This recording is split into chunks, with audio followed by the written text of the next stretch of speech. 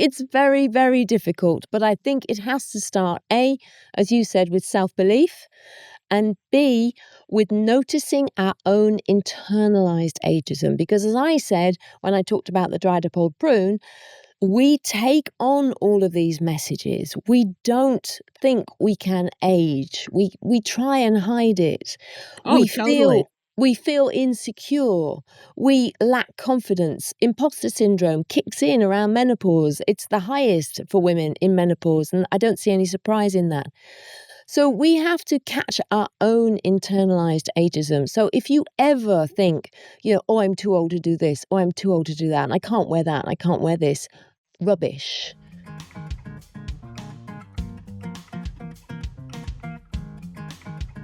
Well, hi, everybody. This is Diane Gilman, formerly known as the Queen of Jeans, but now the proud host of my podcast, Too Young to Be Old, all about supporting the over 50 female community internationally today, because we have Rachel Lankester from UK, and we're going to talk everything menopause and beyond. Rachel is the author of Magnificent Midlife, and I want to get right into it, Rachel. So, how did you become so focused on menopause, which is honestly the dreaded, insurmountable wall of a woman's life and journey through life? Let's talk menopause. Let's talk mental clarity. And then we're going to get into the best of it and talk about what a whale is. Okay, go, Rachel. Diane, it's so lovely to be here, and I'm so grateful. Thank you very, very much for having me on. And I am excited to talk about menopause, which is taboo and really shouldn't be taboo, because it's something that happens to 50% of the population. And all it really is puberty in reverse. And we don't feel shame about puberty.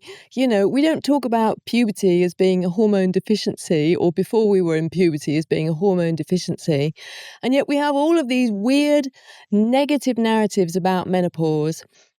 And my passion is turning all of that on its head. It really is, because I didn't have an easy experience of menopause. I was given an early menopause diagnosis at the age of 41, and I was devastated. I actually went for a fertility test because I was trying for another child. So that put paid to my dreams of having another child. But for a time, I just immediately went into that, I'm a dried up old prune. My viewing of myself just changed overnight. I allowed that word menopause to change everything I thought about myself. Yeah. And then gradually I rode back. It took me a long time, but I gradually rode back, and I learned all sorts of things. I learned that probably the diagnosis was wrong.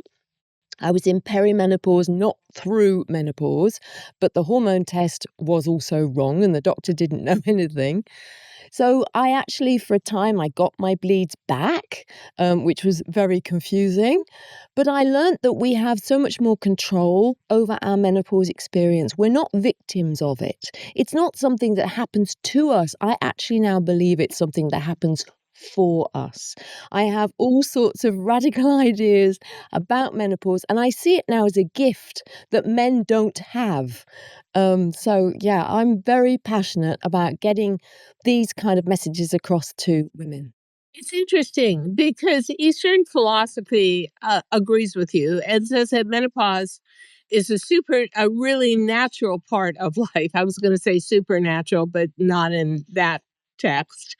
And that it's something to be welcomed. And many philosophers have written about the fact that women actually can get more accomplished after menopause and after the whole focus on men and having children has receded a bit. Now, I went through menopause very close to you. I was about 44.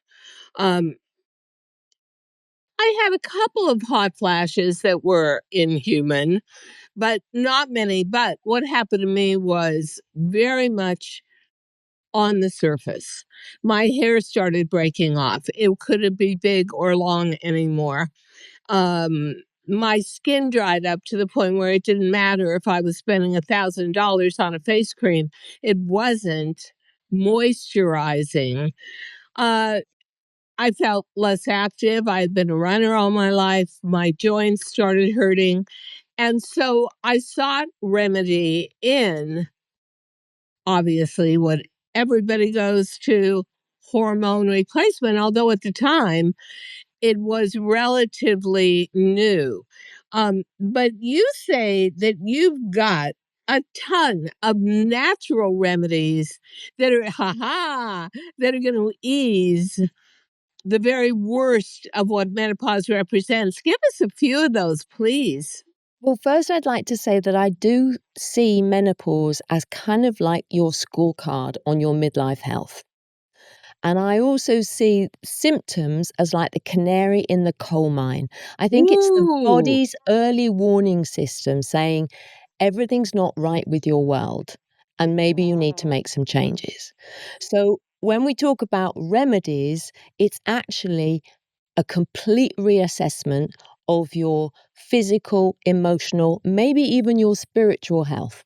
Because menopause is a major transition in our lives. We're moving from one role to a completely different role. So the first thing I would say is, what's your stress level like? I find it's very interesting that certainly in the UK, the women who shout the loudest about difficult menopause are the celebrities who have very stressful lives. So, Especially physically stressful. Like, I can tell you from being on QVC HSN for 30 years, your audience does not forgive you for aging. Your exactly. audience wants you to stay impossibly young in 5-inch heels, beautiful, able to be up all night partying and look great the next morning. And, here you are and you're 60, 70, and that is not going to happen. So give us a few natural remedies that you found really worked for you. So getting a handle on your stress, making sure you've got good exercise, really important. So cardiovascular exercise to keep your heart in good health. Make sure that you're doing some stretching to help with those achy bones, and also weight bearing, because we are at greater risk of osteoporosis after menopause. So we need to be doing something to put some impact through the bones. I swear by ground flaxseed. I have been taking it for the last 15 years. I have it every day and I absolutely And swear by writing it. this down. So ground flaxseed, like soya, is a very strong plant-based source of natural phytoestrogens, which are thought to mimic the action of estrogen in our bodies. So it's like Wow. nature's HRT. So, Wow. and the ground flax seeds are the most dense source of it. Soya's Okay. great, but ground flax seeds even more. And you need to grind them because otherwise they'll just go straight through you and they'll make you regular but not do much else. Okay. So that is really a good one. How do you feel about women turning to hormone therapy, HRT? If they need hormone therapy, I'm all for it. I took hormones because I was told to because of my early menopause diagnosis, but I actually came off them when I reached so-called normal menopause age of 51 because I don't like being on any medication unless I absolutely have to. That's just me. So I didn't need them for symptom relief. I was told to go on them because I had that many less years of estrogen in my body. So that's why I took hormone therapy. But I think the thing about hormone therapy is it can get a woman to a place where she can function. If she's having a really hard time, then hormone therapy can get her to a place where she can function. But the issue is hormone therapy will only deal with certain symptoms. It's only really prescribed for vasomotor symptoms. And sometimes it is a first-line treatment for people at risk of osteoporosis, which is why I was told to have it when I had the early menopause diagnosis. For me, I had a high energy life. I was always flying. I was always in a studio. And so, number one, for all the flying I did, osteoporosis was right up front as concern. But to tell you the truth, I took hormone replacement for the energy level I was able to maintain. And quite frankly, for vanity. My hair got healthy again. My skin looked better again. My lashes grew longer again. You know, I was in two really youth obsessed industries. Yeah. Television and fashion. And here I was, you know, motoring along in my 50s, my 60s, my 70s. And I felt like I needed a defense. And that was it. Then when I got breast cancer, there is so much debate over, was the breast cancer caused by flooding my system with hormones for too long? And that is split into the medical community. What is the debate on that in the UK? We know that HRT is a lot safer than women used to think it was. There was that study done before, and it did scare everybody, and we know that it's a lot safer. But what I always say, and some people find this very contentious, is that we actually don't know what the long-term impacts are of any formulation of hormone therapy, because the formulations keep changing. We all take different types. We all have different lifestyles. So there's so much else going on. We could, be measuring somebody who's taking hormone therapy and drinking lots of alcohol, or they're smoking, or they're having lots of caffeine, So what I would say is we're all sort of guinea pigs in a way. So when people start making claims about the benefits of hormone therapy for future health, I'm very skeptical about that, because I don't think we know. I don't think we will know for another 10, 15 years. How can we say now, that there's all sorts of claims that are being made, but how do we know now that it can prevent Alzheimer's? We won't know that for a woman of my age until 20 years hence, when Alzheimer's would be kicking in. So I just don't understand how we can extrapolate this. I just always feel like you're taking your chances. Yes. I've read medical reports that say that, in fact, the report that said, "Oh my God, you're flooding your system with hormones, you're cancer prone," that they were really taking that report the wrong way, but that's a report that got blasted out there. Yes. Then there's a whole series of doctors that believe actually taking hormones is a bulwark against cancer.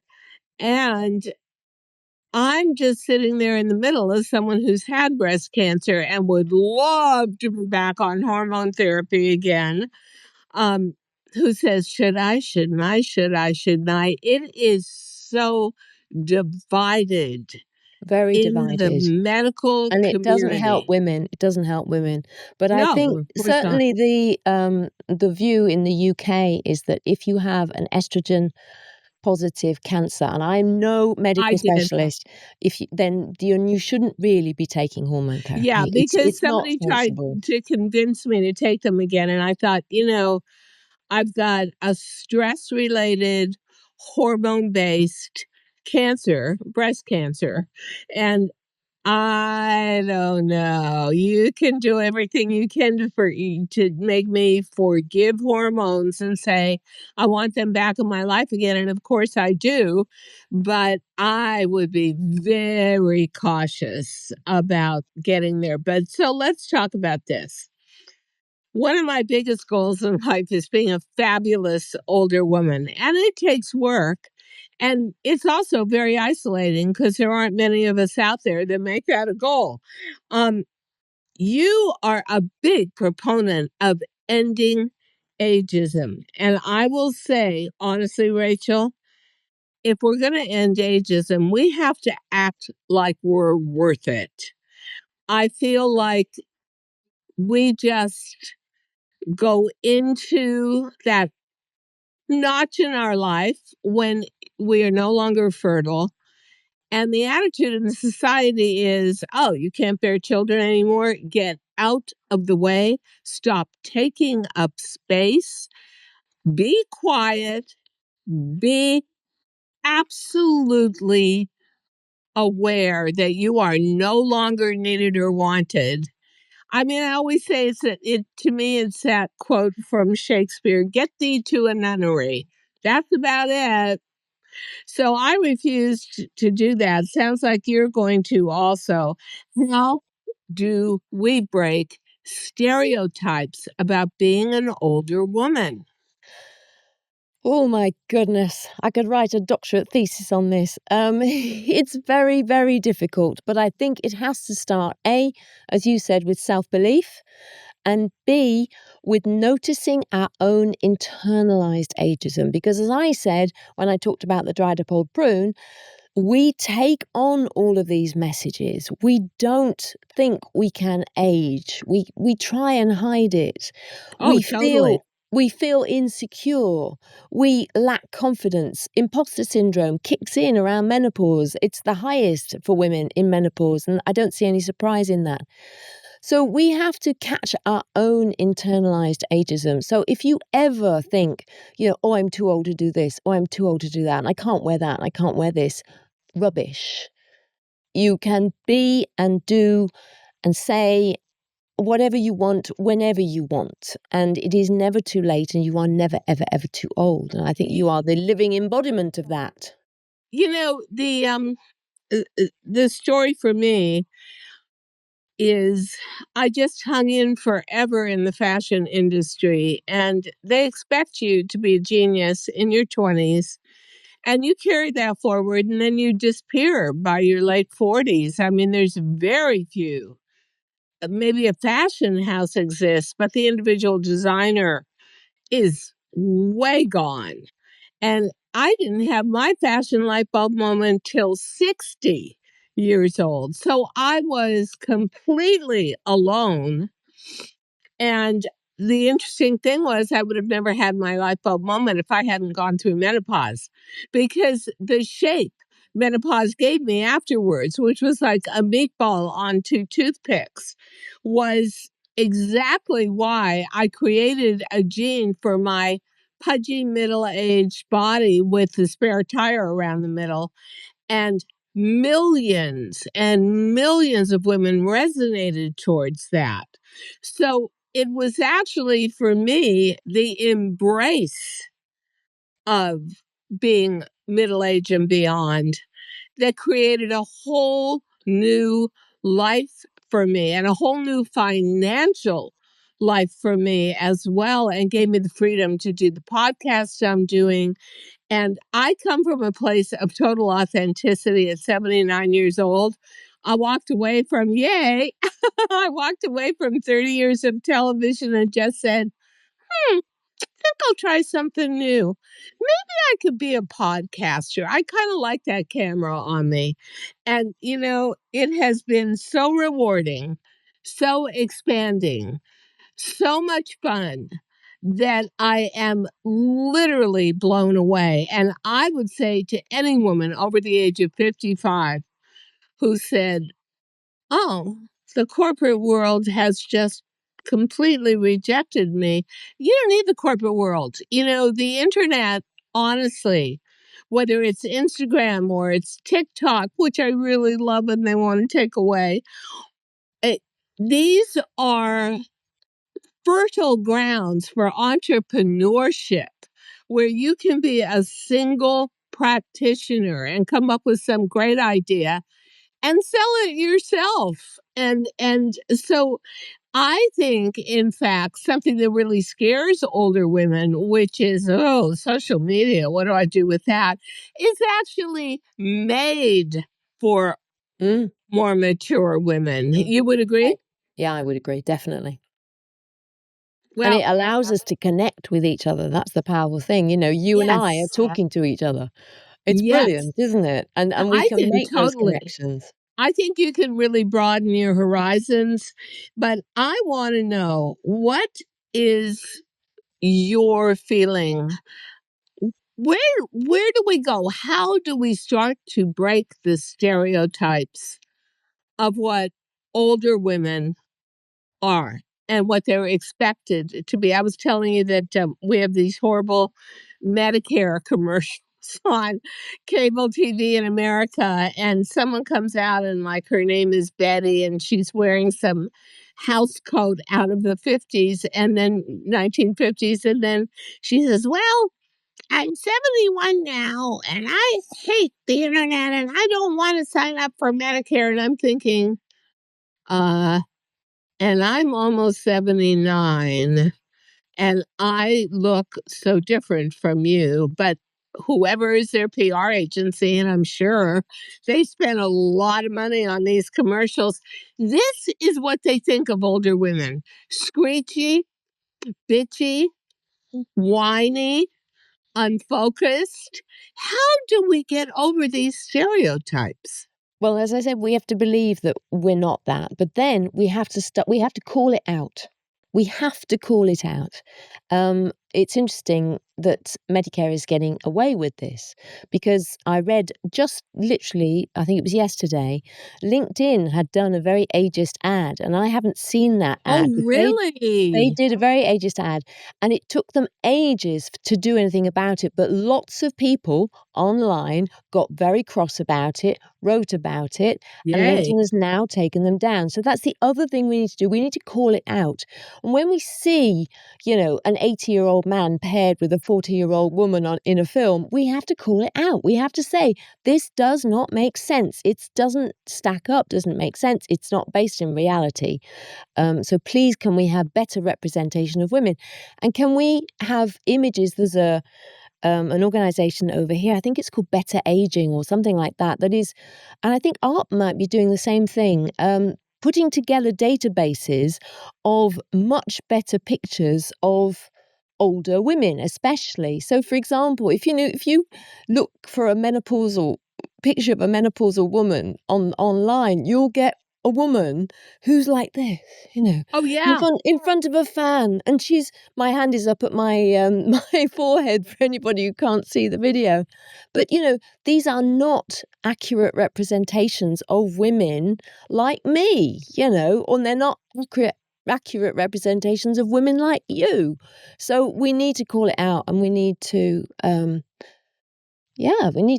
make these people accountable. I had to really think about it. And obviously, cancer was a deciding factor. When I started to get back to normal life again, I had a choice, and the choice was, do I want to go on dyeing my hair, which was auburn, or if I really do want to make a break with tele-retail and go into podcasting, and I'm so passionate about defending and promoting women over 50, why not be authentic? But I got to tell you something, Rachel, you pay the price for being authentic. I walk into a Manhattan restaurant, I swear to you, I am the only woman in that restaurant with white hair. And And I I've think asked, that's so sad. So sad. it's difficult, I'll tell you that. And I've asked some of my friends, like, they'll say, oh my God, Diane, I love your hair. And I said, well, why don't you do it? I'm not ready for that yet. Well, you're 73 years old and you're not ready for that yet. This is where I Okay. do my confession. I always have to do my confession because I don't dye my hair. I'm Wow. 57 years old and I don't dye my hair. And I have a few white strands here at the front, but very little else. And my mum, who's 89, about to turn 90, she still has colour in her hair. So my confession is, and I'm sorry, but I have interviewed two people on my podcast, Rachel Peru and Mia Mojay. They're both in their 50s, and they both became models when they let their natural hair color shine through. Oh, And they are fantastic. both stunning, and their hair is stunning. And so go check them out. If you were in the UK, they'd be snapping you up. I have absolutely no doubt. You'd You be all know, over I you'd be everywhere. I I can tell you that the fear of growing old in America, and that all starts with that impossible, impenetrable wall of menopause. Once you walk through that door, you're done. It goes into the philosophy that white hair just makes you impossible to date, impossible to love, impossible to move forward. And, honestly, some of the most productive years of my life have happened since I decided to embrace my age rather than deny it. And, I always say the same thing. You're walking down the street in New York, which is a very unforgiving city, and you'll see an older woman with dyed hair, but at the very back of her head, there's a little bit of male pattern baldness, and that's where you see all the white roots. And the instant thing I think to myself is, I hope you don't think you're kidding anybody. Like, we have got, and it was part of me deciding to go with white hair. We have an engendered ageism in this world that is no longer appropriate to our lifespan. And No. I just wonder. It was never appropriate. I'm sorry. Regardless of Okay. lifespan, it was never appropriate. Well, maybe in cave age it was. If we were No. cave women. Anyway, But let me tell you about the whales. Can I tell you about the whales? now listen, so everybody, so we always have a talk before the podcast begins, and we're talking about ageism, and we're talking about this, and we're talking about that, and then Rachel says, well, I want to talk about whales, and our producer is Irish, so she thinks, you want to talk about Wales, the country?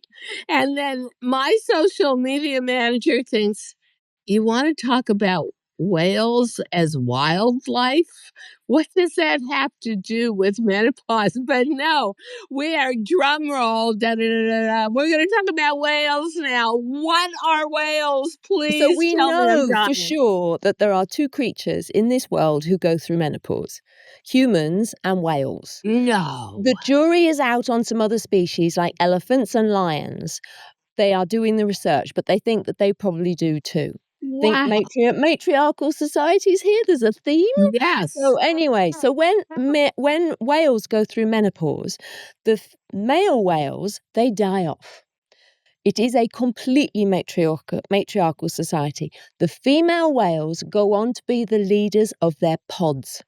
And the pods that are led by the female whales do much better than the pods that are not led by the postmenopausal whales. So I believe, and there's also, there's a lot of research for the grandmother hypothesis, whether or not you are a grandmother or even a mother, the fact that, our society, women evolved to go through menopause so that we could support the younger women bringing the children through, you see. So there's a whole thing of grandmother hypothesis. But going back to the whales, we can say the same thing, that like whales, human females are more valuable to our species, our world, our communities as leaders than as breeders.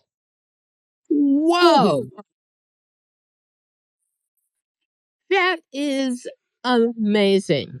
And Good, isn't when it? I watch the news Completely shifts everything. totally, and I watch the news all the time.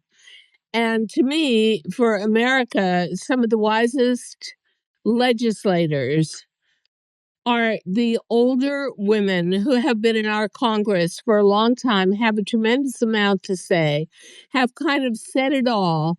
And they can be a little bit cheeky because they're past reproductive age. And so, one thing that we have too is, I think, a much greater fear of aging than the rest of the world. And I wonder what your attitude is, because I certainly know what mine is. There are two major male movie stars now who are both in their 80s. Al Pacino, 83, Robert De Niro, 80. they're both geniuses completely in their own rights. And they both just had a child with a 20-year-old. Not the same 20-year-old. They each had their own 20-year-old, okay? But what would that be for a woman if I said at 80 that I had a 20-year-old boyfriend?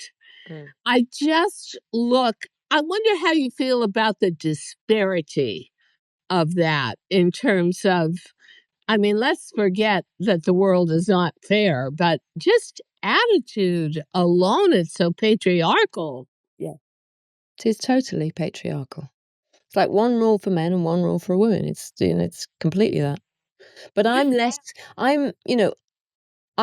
concerned about the disparity, and I'm more concerned, actually, the fact that if you have a child when you're in your 80s, that child isn't going to reach 20 with you still alive. No, of course not.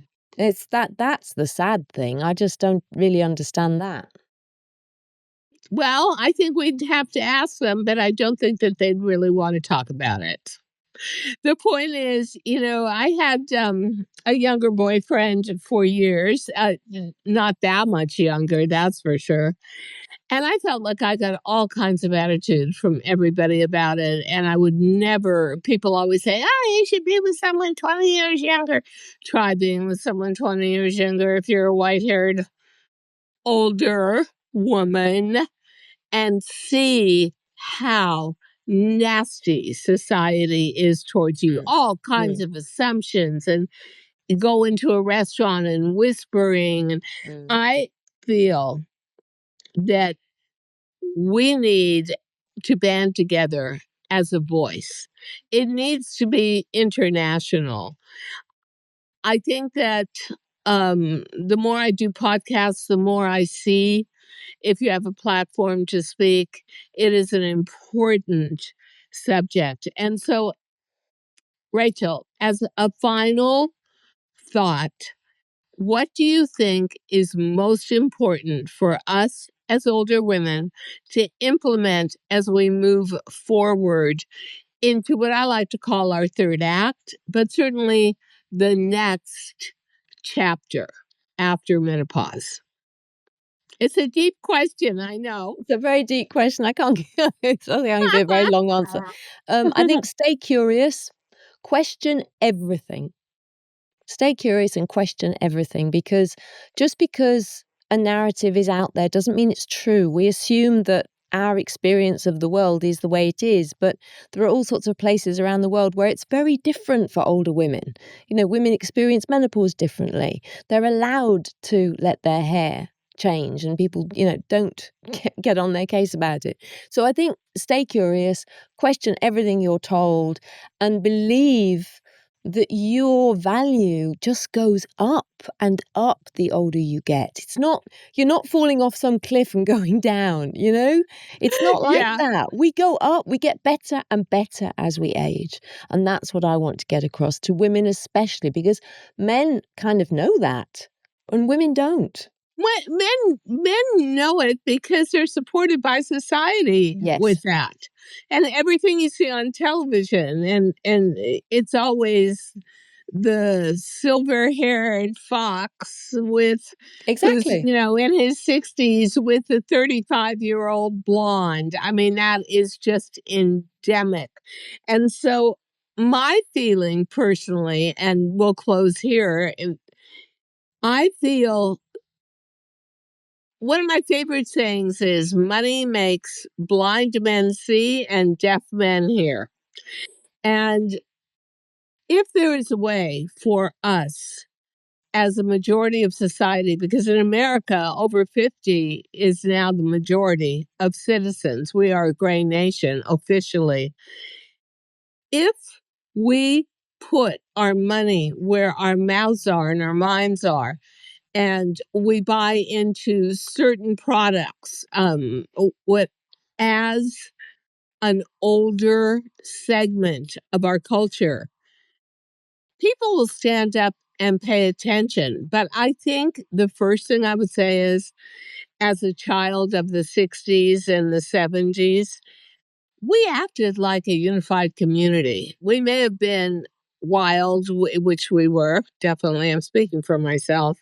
We may have done things in a new way, but the point is we did them together and we were a force to be reckoned with.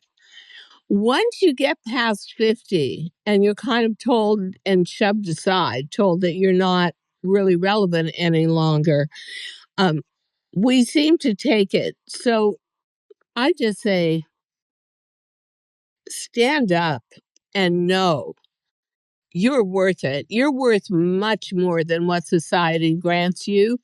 And if we act as more of a unified community rather than just lost individuals, a million voices is going to be a lot stronger than a million individual voices. So somehow, I think this is our mission, Rachel. I want women to step forward, not step back. Yeah, exactly. And I loved having this conversation with you. Who knew menopause could be actually fun to talk about? But it is, and I'm going out and buying flaxseed immediately. I'm not even waiting a minute after I get off this podcast. Flaxseed is going into my diet. Thank you so much for helping us break stereotypes that are actually so harmful to us. And we'll look forward. I'm sure you're going to have another book. We'll look forward to that. But in the meantime, Magnificent Midlife is a great read. We'll give everybody all the information. And best of luck, and absolutely stay in touch. Thank you so much. Yeah, older is better. So thank you, everybody. Thank you so much for listening to Too Young to Be Old podcast.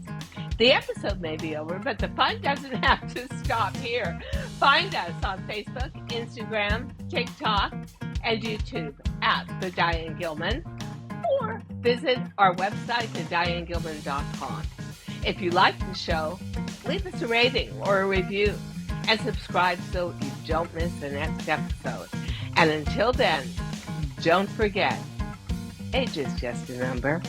Together, we'll prove that we are all too young to be old.